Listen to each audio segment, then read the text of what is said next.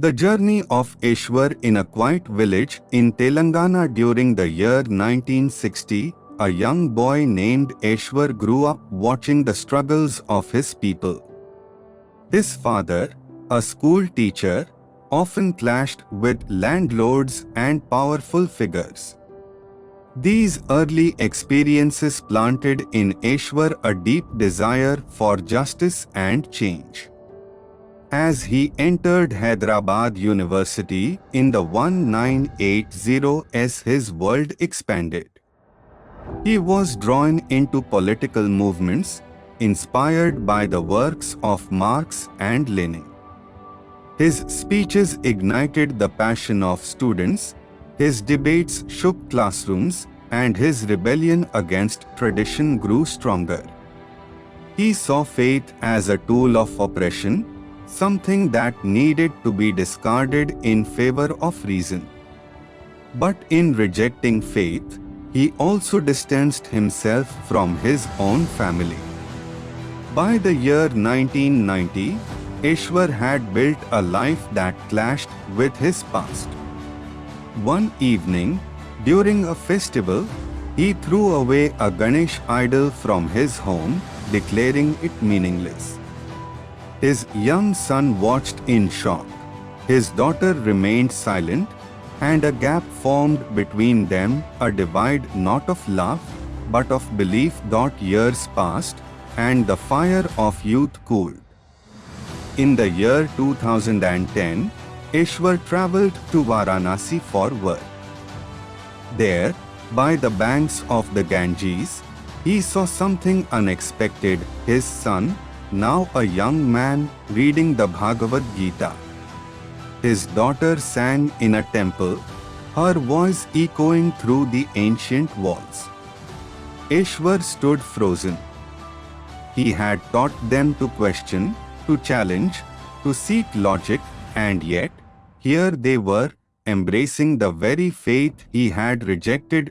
Something stirred within him. For the first time, he did not dismiss their beliefs. Instead, he listened. In the year 2025, in a quiet cafe in Hyderabad, he sat with books of Hindu philosophy and science spread before him. He pondered, was there truly a divide between reason and faith? Did belief always mean blindness, or could it hold a wisdom beyond logic? One evening, his now grown-up children sat beside him. Smiling, they invited him to the Kumbh Mela, the great pilgrimage. He hesitated, but something within him said yes. The journey to Prayagraj was unlike anything he had ever experienced.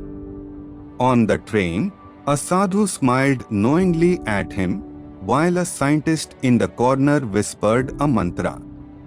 Eshwar began to see the world differently. Maybe, just maybe, faith and reason were not enemies. When he arrived at the Kumbh Mela, the sheer magnitude of devotion overwhelmed him. The chants, the flags, the endless river of people, it was not blind belief, but something deeper. A connection, an energy that logic alone could not define. And then, the moment came. His children stepped into the sacred waters of the Ganges, turning to him expectantly. He hesitated at the river's edge, the golden sunrise reflecting on the waves. But destiny had other plans. A sudden stampede. The crowd surged forward.